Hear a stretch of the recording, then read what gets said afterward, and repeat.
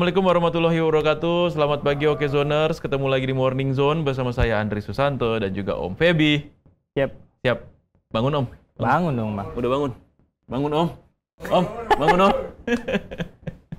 Ini Om Feby ini wajahnya tuh selalu ngantuk ya. Tapi dia nggak ngantuk tapi. Enggak ya. Emang begini. Emang begitu ya. Jadi kita curiganya dia ketiduran gitu kalau diskusi sama dia tuh ngobrol-ngobrol sendiri, tahu takut-takut dia ketiduran. Om, gimana kondisi ini Om? Jalanan tadi pagi. Macet, Bang. Macet ya? Masih ada banjir genangan? Genangan Di beberapa titik masih ada ya? Margonda masih ada. Oh iya. Dan itu walaupun kemarin kan sempat dibersihin kan gorong-gorongnya sama pemerintah Pemkot Depok kan. Tapi banjir ini lumayan parah ya Jakarta ya?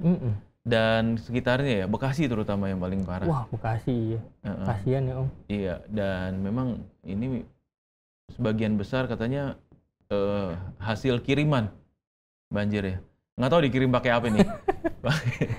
Pakai ini kali ya, sehari sampai ya kan, ekspres atau apa gitu 7 kecamatan Om. Iya ya. Dan itu lumayan parah ya. Wah, parah. Memutus beberapa akses rumah. Iya. Jalan ya, listrik juga perumahan warga yang terendam banjir. Ada beberapa wilayah di daerah Bekasi juga yang sampai ke lantai 2 banjirnya. Itu 2 meter. Dengan tinggi lebih dari 2 meter, bahkan 5 meter gitu. Iya. Ya mudah-mudahan yang warga yang terkena banjir ya bisa segera pulih ya, banjir segera surut. Yang pasti harus jaga kesehatan Om Feb. Betul Om. Ya kan, karena kondisinya saat ini nih lagi bulan Ramadan juga ya kan, dan kalau nggak sehat, wah sayang gitu. Iya. Yang pertama ya ibadah kita juga sayang, terus kemudian karena banjir nih gampang banget ini menularin penyakit. Iya Om. Iya kan, airnya kotor dan segala macamnya.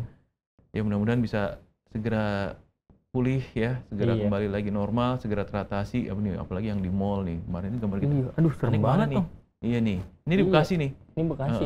Dan mudah-mudahan ini juga para penjual ya, pedagang ini bisa barang-barang dagangannya banyak yang hanyut ya. Iya, ini nggak nyangka nih Om. Emang posisinya deket kali sih. Iya, dan ini jebol ya ininya jebol, ya. Mudah-mudahan bisa segera kembali berjualan lagi gitu ya, apalagi mau lebaran ini. Kondisinya seperti ini. Ya Om, selain banjir dan segala macamnya di Oke Zone sendiri yang lagi rame di kanal, sekarang kanalnya edukasi sama ekonomi. Apa yang lagi rame nih? Ya masih soal korupsi, mega korupsi Pertamina itu masih karena banyak update baru juga kan. Terus kemarin juga Pak Dirut akhirnya minta maaf juga kan ke masyarakat soal adanya kasus ini gitu. Terus ditambah dan itu juga, perkembangannya kayak gimana sih itu kasus itu? Masih pemeriksaan Kejagung. Iya. Itu untuk 9 orang tersangka kan? Iya, 9 orang tersangka yang menarik sih ini sih Om, yang soal oplosan BBM itu yang Pertalite jadi pertama tuh. Iya. Nah, belum ada update lagi yang dari Kejagung hasil penyelidikannya kayak gimana kan? Hasil penyelidikannya belum ketahuan ya kayak gimana ya. Jadi sebenarnya gini nih kan, ini coba saya runutin ya. Iya. Persoalan nanti Om Feb tambahin atau koreksi mungkin. Iya. Ini mungkin banyak dari Oke Zoners yang kurang begitu mengerti sebenarnya apa kaitannya korupsi Pertamina ya dengan terus kemudian ada lagi isu soal oplosan RON dari 90 menjadi 92 tuh. Iya. Dari Pertalite dibikin ke Pertamax gitu. Nah, ini kan awal muasalnya sebenarnya ini kan kasus korupsi yang kayaknya terstruktur ya dan sangat rapih gitu polanya gitu. Nah, yang di awal ini kan sebenarnya terkait soal ketersediaan minyak mentah. Iya. Bener ya? Yang kurang lah. Ya, minyak mentah di Indonesia yang dia bilang kurang. Padahal sebenarnya produksinya yang ditahan gitu untuk tidak sengaja agar mengimpor minyak dari luar, minyak mentah. Minyak mentah dari luar. Bener kayak gitu ya. Nah, itu yang dijadikan ajang korupsi. Harga minyaknya, terus kemudian ekspedisinya, pengirimannya itu juga kena korupsi juga. Ya kan?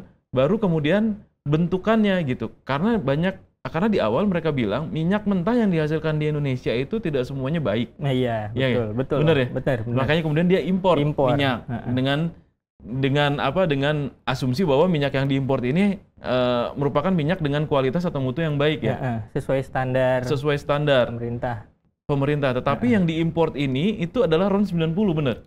Iya, betul. Jadi yang diimpor itu Om itu sesuai RON-nya. Yang diimpor itu sesuai RON-nya RON 90 tapi harganya yang di markup. Oh, jadi yang diimpor itu RON 90 tetap, tapi harganya yang di markup. Harganya yang di markup. Menjadi RON 92. Jadi RON 92. Plus sama pajak-pajaknya ya. Plus sama pajak-pajaknya. Dan habis itu tadi yang soal pengirimannya tadi tuh shippingnya, nah itu juga biaya shippingnya di markup juga. Biaya shippingnya di markup juga. Nah, terus kemudian tarikannya sampai kemudian beredar isu bahwa ada oplosan. Nah, setelah si minyaknya sampai di sini, di depo, ditaruh di terminal untuk itu, nah ada bahasa blending BBM, pengolahan BBM lah. Ya, blending. Itu penambahan zat adiktif kan? Iya. Padahal zat aditif itu walaupun ditambahin nggak mengubah nilai RON-nya sih. Nah, jadi asumsi masyarakat, itu ada pengoplosan BBM lah gitu. Oh, padahal sebenarnya bukan itu persoalannya. Padahal bukan itu persoalannya. Persoalannya adalah mereka mengklaim bahwa mereka itu dapat RON 92, padahal yang diambil itu adalah RON 90. Itu dibikin untuk bancakan korupsinya. Iya. Ya pantesan nilainya gede ya Om ya. Wah, parah Om. Berapa sih itu? Berapa triliun? Katanya sampai kuadriliun. 1000 triliun Om. Iya, 1000 triliun ya. Iya, kalau kebayang nggak tuh 1000 triliun, oke zoners ya. Kan korupsinya 1 triliun tuh 1000 miliar asal tahu ya. Nolnya banyak banget. Iya. Ya kalau menurut Kejagung kan korupsinya 1000 triliun berapa miliar? Hampir 200 triliun dan ini miliar, ya? Kejadiannya dari 2018 tuh Om. Dari 2018 kenapa baru kecium sekarang sih? Iya, makanya tuh. Itu ya mungkin ya aneh. tahap penyelidikan juga kan. Kayak gitu kan. Terus dilihat juga dari evaluasinya ada yang nggak sesuai juga kok. Iya. Dari 2018 dibilang nggak boleh impor, kok akhirnya dibuka impor sih. Gimana sih ceritanya dirunut-runutin lah jadi gitu. dari 2000 sampai 2018 tuh sebenarnya nggak pernah ada impor minyak mentah ya ke Indonesia ya. Tapi keran impor tuh dibuka dari 2018. Dibikinlah seolah-olah sama si tersangka ini itu dibikinlah kan. seolah-olah bahwa kita memang kekurangan bahan baku minyak mentah. Padahal sebenarnya minyak kita masih banyak. Iya. Dan kita ngambil dari luar. Betul. Nah, itulah yang hebat ya. dimainin. Luar biasa mafia migas. Mantap. Kok kepikiran ya? Pinter banget berarti ya. Nilainya mah paling korupsinya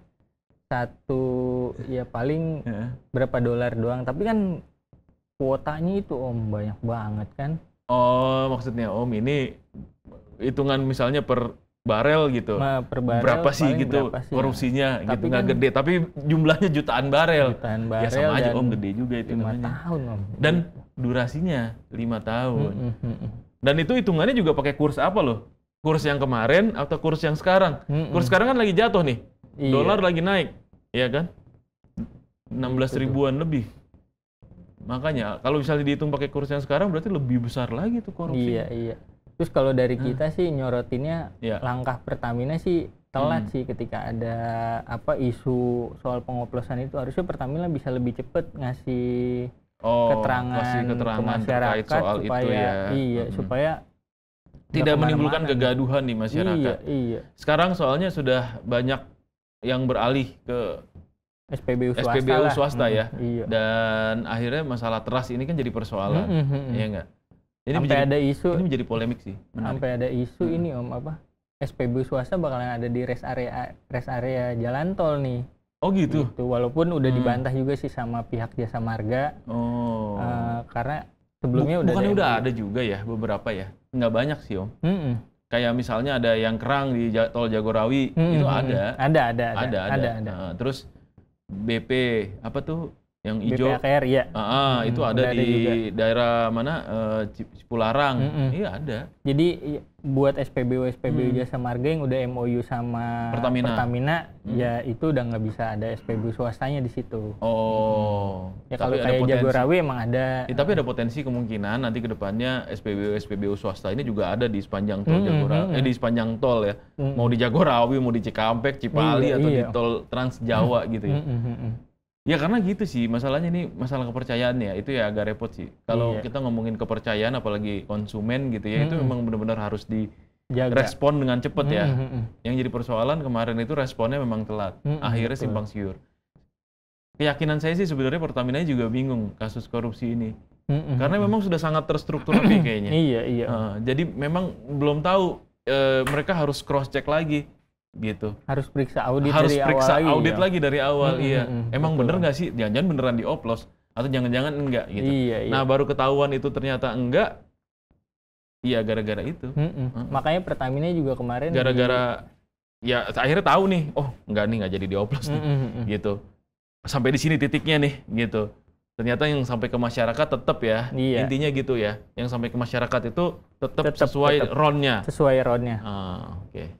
Jadi kan bisa ngelihat juga kan kondisi kendaraannya kalau emang Pertamax yang katanya dioplos itu ternyata Pertalite ya, kondisi kendaraan itu kan pasti rusak kan, Om.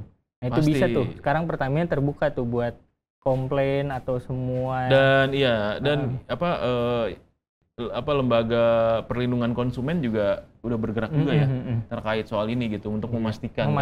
Karena memang nggak menutup kemungkinan juga sebenarnya memang ada oplosan itu gitu ya. Iya benar. Kan? Hanya penambahan zat adiktif itu mungkin aja gitu karena penyelidikan dari Kejagung juga belum ada dong. Iya, makanya kita hasilnya belum kan? Makanya mudah-mudahan sih cepet sih Om supaya masyarakat juga nggak bingung nih, nggak gaduh ya. Nggak takut. Iya. Walaupun statement dari Pertamina bilang bahwa nggak ada tuh pengoplosan gitu. Iya. Oke Om. Thank you Om nih, insight yang bagus banget ini pagi-pagi nih terkait soal Pertamina nih. Iya Om. Nah, yang selanjutnya yang lagi rame juga masalah sekolah katanya. Nih hari ini anak-anak pada masuk sekolah nih. Iya. Apalagi buat warga-warga. Banjir ya. Iya, kasihan ya. Lagi banjir. Kondisi yang ya rawan ya, cuaca ekstrim akan sampai akhir pekan nanti, bahkan kemungkinan sampai tanggal 20. Oke, zoners. Jadi tolong dijaga anak-anak ya, pakai mantel atau pakai jas hujan dibawain atau payung ya, supaya nggak hujan-hujanan gitu. Walaupun anak-anak seneng, tapi kan ini gampang banget terkena atau terserang penyakit gitu. Nah, yang terkait soal pendidikan anak-anak masuk sekolahnya, Bang? Ya, sampai sekarang sih belum ada statement resmi dari pemerintah. Oh, ini ganti nih, PPDB. Oh iya benar. Jadi SPMB. Ini untuk sistem penerimaan baru nih, Om. Murid baru nanti. Untuk di jalur SMP dan SMA berbeda tuh maksudnya apa? Kalau ini soal kuotanya aja sih, Om. Oh, kuotanya. Waktu di PPDB misalnya kuota untuk jalur kan kalau PPDB pakai zonasi tuh, Om. Kalau SPMB domisili. Kalau di PPDB untuk SMP zonasinya kuotanya 50% dong. Iya. Kalau di SPMB kuotanya diturunin jadi 40% dong. Karena dia dibesarin di afirmasi tuh untuk penerimaan murid dari jalur disabilitas. Murid-murid prestasi. yang bukan murid-murid yang kurang mampu. Itu dibesarin tuh kuotanya tuh. Iya. Masalahnya yang domisili ini, Om, itu juga sering banget kayak tahun-tahun lalu ya. Itu sering banget jadi bahan bancakan buat bisnis yang nggak jelas tuh, termasuk korupsi. Ya kan? Misalnya ada satu sekolah nih di daerah Depok ya. Satu sekolah ini kanan kirinya tuh jalan raya sama ruko. Iya. Ya. Nah, tahu-tahu tiba-tiba ada anak sekolah yang ternyata tinggal atau berdomisilinya itu 0,5 meter dari sekolah. Nah, itu jalan raya, Om. Makanya. Terus yang kayak, lah, kok bisa gitu pertanyaannya? Kok ada yang kayak gitu? Nah, ini kan agak jadi sedikit, udah ada celah di sini nih, gitu. Makanya dengan sistem baru ini, itu dikurangin jumlah ibu-ibu atau orang tua udah nggak perlu mikirin lagi harus ganti kakak, harus ganti apa. Termasuk yang itu juga tuh. Iya, ganti kakak, kan numpang kakak. Iya, makanya numpang kakak ke siapa yang ke saudaranya. Iya. Makanya dengan domisili sih ya udah nggak ada masalah itu lagi sih, harusnya sih. Mudah-mudahan ya. Cuman ya balik lagi nih ke jumlah bangku. Iya, tetap rebutan bangku ya katanya ya, infonya. Dan memang ini memang menjadi drama setiap tahun ya. Karena mama biasanya lebih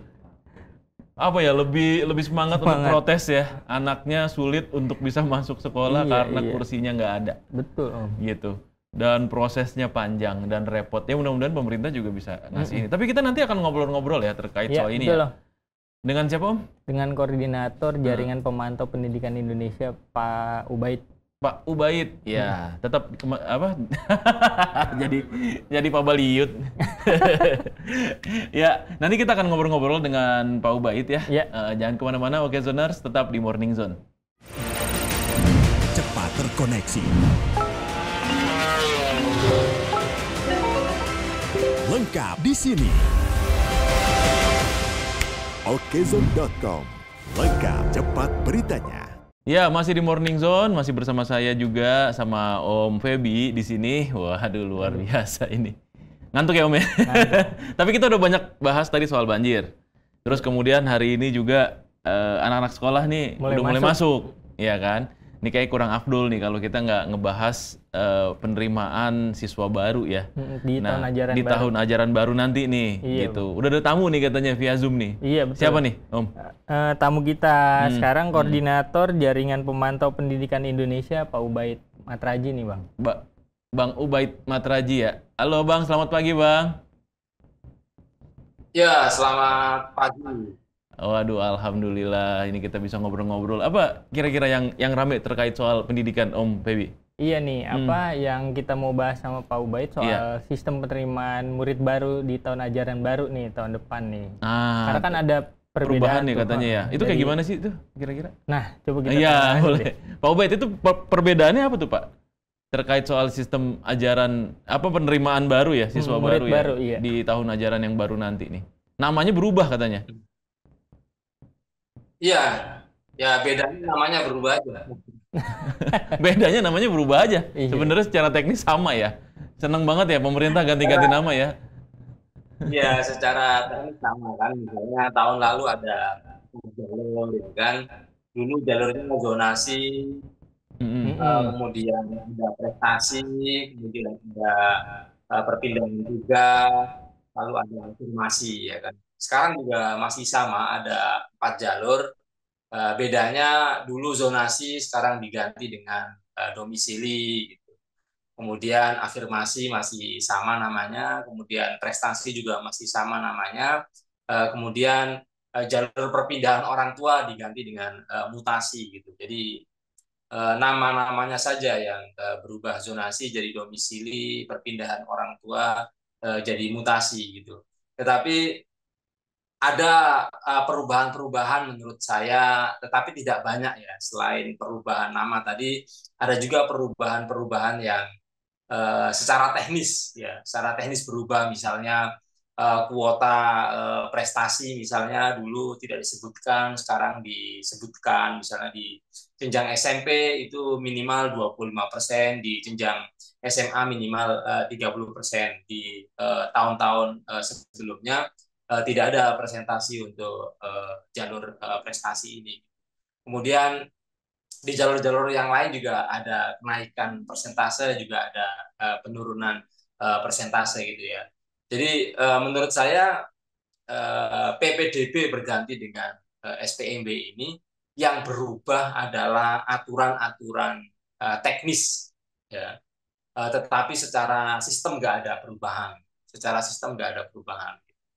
Jadi misalnya sistemnya masih menggunakan sistem rebutan bangku gitu ya. Jadi daya tampung sekolah yang masuk dalam skema SPMB ini tidak ya menyeimbangkan dengan jumlah calon murid. Sehingga yang terjadi adalah sistemnya rebutan bangku sekolah. Jadi dari sisi teknis itu ada perubahan. Apa yang berubah ya tadi, teknis rebutan bangku sekolah itu gimana perubahannya ya, perubahannya itu. Justru yang kita pertanyakan itu adalah kenapa sistemnya nggak berubah. Jadi sampai sekarang sistemnya adalah rebutan bangku sekolah. Kalau rebutan bangku sekolah nanti kan jadinya ada yang kebagian bangku, ada yang nggak kebagian bangku. Lah, disitulah celah yang namanya terjadi penyimpangan, terjadi jual beli bangku sekolah, terjadi jalur gratifikasi dan seterusnya. Justru penyimpangan-penyimpangan yang tidak kita inginkan itulah akibat dari sistem rebutan bangku sekolah itu. Selama sistemnya masih sistem rebutan bangku sekolah, tidak berkeadilan bagi semuanya, tidak menjamin semua calon murid ini mendapat bangku sekolah, ya disitulah celah tindakan-tindakan koruptif selama PPDB itu akan kembali marak di tahun 2025 ini. Tidak ada perbaikan yang signifikan dong dari pemerintah ya terkait soal sistem ini, Mas? Iya, jadi perubahannya tidak signifikan. Yang jadi masalah itu kan, kalau saya contohkan misalnya, ketika kita musim pemilu, kan semua warga negara Indonesia punya hak suara itu. Jadi pemerintah punya kewajiban untuk mendata di DPT itu siapa saja yang punya hak suara. Dalam konteks SPMB, maka pemerintah punya kewajiban untuk mendata berapa jumlah calon murid yang mau masuk SD, yang mau masuk SMP, yang mau masuk SMA, itu datanya sudah ada. Pemerintah juga punya, begitu kita DPT dalam konteks pas pemilu juga punya gitu. Selanjutnya, setelah kita tahu jumlah DPT-nya berapa, setelah kita tahu dalam konteks SPMB jumlah calon muridnya berapa, maka selanjutnya adalah dalam konteks pemilu, pemerintah wajib menyediakan TPS ya sejumlah calon ya yang mau menunaikan haknya untuk bersuara ketika pemilu masuk TPS itu. Jadi jumlah DPT harus seimbang dengan jumlah TPS yang disediakan oleh pemerintah. Begitu pula dalam musim SPMB ini atau tahun-tahun lalu PPDB ini, itu kewajiban pemerintah adalah bagaimana setelah menghitung berapa jumlah calon murid, maka yang harus dihitung berikutnya adalah bagaimana kita menyediakan sekolah sejumlah calon murid yang mau masuk sekolah. Sehingga ketika pemilu, masyarakat nggak usah bingung, karena semua kebagian TPS. Jadi masuk TPS itu nggak perlu diseleksi. Yang penting syaratnya semuanya masuk di DPT, ya pasti dapat jatah di TPS itu. Jadi nggak usah risau, nggak usah nyogok, nggak usah beli bangku sekolah, karena sudah ada di TPS yang dimasuki gitu. Begitu pula sekolah, mestinya pemerintah juga menyediakan daya tampung sekolah sejumlah calon murid yang ingin bersekolah. Gitu. Nah, kenapa tahun-tahun lalu PPDB itu, ya kan? Ya karena tadi pemerintah punya program untuk belajar 13 tahun, ya kan? Jadi sekolah itu diwajibkan oleh pemerintah gitu. Nah, begitu anak-anak mau daftar sekolah, loh kok bangkunya nggak ada gitu. Kok bangkunya kurang gitu. Jadi menurut saya pemerintah tanggung jawabnya gimana? Mewajibkan seluruh anak Indonesia untuk bersekolah, tapi bangku sekolahnya nggak ada gitu. Lalu pemerintah bikin aturan bagaimana cara masuk sekolah tadi itu dengan jumlah sekolah yang terbatas ya, Pak. Jadi yang harus difikirkan oleh pemerintah menurut saya adalah bagaimana menyediakan daya tampung itu sejumlah calon murid. Dan itu gampang sekali.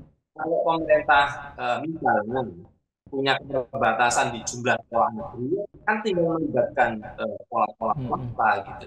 Sehingga skema PPDB online dari awal itu sudah jelas ya, jumlah bangku ya kan yang dipublish di sistem online itu sejumlah calon peserta didik yang ingin mendaftar. Jadi karena semua kebagian bangku ya kan, maka buat apa rebutan orang semua? Pak, kalau kayak gitu berarti keterlibatan sekolah swasta di sistem yang besok diberlakukan itu sangat baik ya Pak, berarti ya Pak? Iya, jadi menurut saya ini belum dilibatkan kan swastanya kan? Iya, jadi menurut saya keterlibatan sekolah swasta itu bukan opsional ya. Kalau kita baca peraturan Menteri kemarin itu, pelibatan sekolah swasta itu opsional ya. Dapat ya, pemerintah daerah dapat melibatkan sekolah swasta. Menurut saya, ketika pemerintah daerah dapat, maka yang terjadi adalah seperti PPDB tahun lalu. PDB tahun lalu ya, tahun-tahun yang sudah, itu pasal itu juga ada. Bunyinya adalah jika daya tampung sekolah negeri kurang, maka pemerintah dapat melibatkan sekolah swasta gitu. Dan menurut saya pelibatan sekolah swasta ini juga terjadi di tahun-tahun lalu. Yang menjadi masalah adalah pemerintah daerah ini ya, karena semuanya tidak punya komitmen yang cukup kuat terhadap pendidikan, maka kata-kata dapat ini ada yang pakai, ada yang enggak gitu. Jadi pemerintah daerah boleh melibatkan sekolah swasta, boleh juga tidak melibatkan sekolah swasta. Dan menurut saya, karena hak atas pendidikan ini adalah tercantum dalam pasal 31 dasar 45, maka jangan digunakan kata dapat. Gitu. Jika daya tampung sekolah negeri ini kurang, ya kurang dibanding calon murid yang mendaftar, maka pemerintah daerah wajib melibatkan sekolah swasta, lembaga pendidikan sejenis, misalnya madrasah swasta atau PKBM dan lain sebagainya. Intinya bagaimana pemerintah daerah itu menyediakan bangku sekolah sejumlah peserta didik yang mau masuk sekolah, dan itu hukumnya adalah wajib, karena dalam pasal 31 itu adalah setiap warga negara wajib untuk mengikuti pendidikan, gitu kan. Lalu lanjutannya adalah pemerintah wajib membiayai itu. Nah, dalam konteks pemerintah wajib membiayainya itu menyediakan sarana dan prasarana gitu. Nah, ketika sarana prasarana yang disediakan oleh pemerintah di sekolah negeri itu kurang, maka otomatis kewajiban tadi itu masih melekat, yaitu bagaimana menyediakan bangku dengan bekerja sama dengan madrasah atau sekolah swasta atau pondok pesantren ataupun yang lainnya lah gitu. Jadi jangan menggunakan kata-kata opsional gitu. Iya. Berarti ini ada potensi, Mas. Berarti ini ada potensi. Berarti ini ada potensi ke depannya ini tetap akan ramai lagi seperti tahun-tahun kemarin ya. Iya, jadi emak-emak ini pasti pada protes nih kebanyakan nih ya. Untuk urusan sekolah, anaknya nggak bisa dapat bangku dari sekolahnya gitu ya. Ini pasti akan berulang lagi dong ya tahun ini kemungkinan dengan kondisi pasti sekarang. Akan berulang. Ya, kalau dugaan saya tahun ini akan berulang karena sistemnya masih sistem rebutan bangku. Jadi bangkunya masih kurang. Nah, yang diubah itu sebenarnya bagaimana cara rebutannya gitu. Jadi yang dulu rebutan berdasarkan domisili, berdasarkan rumah, ya kan. Sampai sekarang juga nanti tahun ini akan dilanjutkan. Cuman presentasinya dikurangi. Dulu SMP misalnya 50%, sekarang dikurangi, kurang dari 50%, kan. Jadi yang diubah ini adalah cara rebutan. Tapi tetap sama gitu ya, rebutan kursi tadi yang mestinya sih tidak perlu rebutan, karena pemerintah sudah tahu datanya, jumlah anak yang akan masuk sekolah itu berapa, harusnya itu yang diakomodir gitu, karena memang kewajiban pemerintah untuk memberikan pendidikan buat anak-anak gitu, diwajibkan, tetapi kursinya nggak ada, tadi Mas bilang gitu kan, ini jadi persoalan sebenarnya. Mudah-mudahan ini, mudah-mudahan ini bisa ada solusinya ya. Termasuk melibatkan sekolah swasta tadi ya? Iya. Nah, pelibatan sekolah swasta ini mestinya bersifat wajib, gitu. Tidak opsional, gitu. Betul. Karena jelas sekolah negeri itu lebih sedikit. Daya tampung sekolah negeri itu lebih sedikit. Di Jakarta saja, misalnya dengan APBD terbesar se-Indonesia, misalnya, SMA itu jumlahnya minim sekali, paling 35%. Artinya 65%. 65% anak Jakarta itu pasti ya sekolah swasta gitu. Nah, sekolah di swasta kan mahal itu bayar. Nah fasilitasnya beda itu Mas. Gimana Mas? Kalau di sekolah swasta ada beberapa sekolah swasta yang ekskulnya aja tuh mewah gitu. Berenang lah, futsal lah, berkuda. Subsidi kayaknya dari pemerintah juga. Sebagai diskriminasi dalam layanan pendidikan. Gitu ya.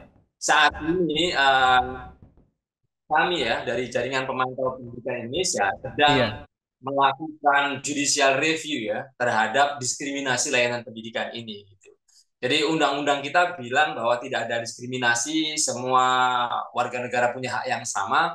Tapi kenapa dalam layanan pendidikan ada warga negara Indonesia yang tidak lolos di sekolah negeri karena sistem seleksi SPMB atau PPDB zaman dulu itu tidak menyediakan bangku, lalu mereka otomatis terlempar dari sistem karena bangkunya kurang, lalu mereka masuk swasta. Nah, begitu masuk swasta, ada uang ekskul yang mahal, outing kelas yang mahal, SPP yang mahal, uang gedung yang mahal, registrasi tiap tahun, ujian bayar lagi, dan sebagainya. Itu yang menyebabkan banyak anak Indonesia yang lulus tapi ijazahnya masih ditahan. Mereka harus putus sekolah karena nggak boleh ujian karena belum melunasi biaya yang diberikan kepada orang tua. Dan itu kita sedang ajukan judicial review di Mahkamah Konstitusi ingin meminta keadilan. Maksudnya ya layanan pendidikan itu ya keadilan untuk semua. Tidak kemudian masyarakat yang tertampung di negeri yang jumlahnya kursinya itu sangat minim sekali itu, lalu mereka bisa bebas biaya, sementara yang di sekolah swasta kemudian pemerintah angkat tangan, silakan Anda bayar sendiri. Nah, ini bentuk dari layanan pendidikan yang sangat diskriminatif, membeda-bedakan masyarakat, dan ini bertentangan dengan pasal 31 Undang-Undang Dasar 45. Mas Ubay, ini mudah-mudahan perjuangannya bisa tercapai ya hasilnya ya. Yang terbaik untuk anak-anak Indonesia bisa mendapatkan pendidikan yang layak, pendidikan yang rata pastinya. Semua anak berhak untuk mendapatkan pendidikan, semua anak berhak untuk mendapatkan pendidikan di bangku sekolah tanpa harus memilih, tanpa harus memikirkan bangkunya ada atau enggak. Ya kan, mudah-mudahan apa yang diperjuangkan bisa terlaksana, termasuk tadi judicial review-nya, Mas. Insya Allah mudah-mudahan bisa didengarkan juga oleh pemerintah sehingga mempertimbangkan lagi aturan-aturan baru nanti menjelang tahun ajaran yang baru. Mas Ubay, terima kasih banyak atas waktunya. Nanti kita ngobrol-ngobrol lagi ya. Ya, Assalamualaikum warahmatullahi wabarakatuh. Sehat-sehat, Mas. Makasih Mas Ubay. Ya. Wah, ini luar biasa ya. Itu intinya tuh. Tapi gini, yang menarik adalah Om Pep. Ya tadi disampaikan kan, memang betul tuh. Sebenarnya ini masih lanjut apa udah? Jumlah masih ada jumlah sekolah. Yang sekolah ya, yang anak-anaknya juga tahu ya berapa jumlah anak-anaknya dan segala macamnya gitu ya kan. Jadi kan dua-duanya sebenarnya harusnya saling melengkapi ya. Iya. Anak-anak ini berapa jumlahnya yang mau masuk sekolah, berapa sekolah yang harus bangku sekolahnya yang harus disiapkan pemerintah gitu. Itu menarik sih. Iya Bang. Ngantuk nih udah. Nih Om Pebi ini kayaknya biasa nih. Dia suka ngantuk ya kalau dengerin gini. Ya mudah-mudahan tapi memberikan insight banyak ya terhadap Okezoners ya, yang terutama nih nanti nih, walaupun ini masih agak jauh ya. Masih berapa bulan lagi sih Om? Untuk Mei, Juni, tahun ajaran baru, Mei Juni ya? Iya Bang. Iya, berarti masih lumayan cukup lama. Semoga ya. Bisa mudah-mudahan bisa didengar juga sama pemerintah. Jangan persoalannya jangan soal sistemnya rebutan bangku gitu ya. Walaupun berubah, itunya jumlahnya atau caranya, tata caranya berubah, tapi sistemnya tetap sama, rebutan bangku juga. Yang pada akhirnya orang tua yang kelimpungan. Iya. Ya kan ngalamin juga pasti kan, Om. Kesusahan. Malah deket rumah kan, juga mepet-mepet waktunya, anak belum masuk, ya kan, namanya belum ada, segala macamnya terpaksa harus mencari sekolah yang lain, gitu. Sementara sekolah swasta harganya mahal tadi ya dibilang, dan itu juga menjadi beban juga buat orang tua. Iya. Oke Zoners, kita ketemu lagi besok di jam yang sama, jam 8 sampai jam 9, tetap di Morning Zone. Wassalamualaikum warahmatullahi wabarakatuh.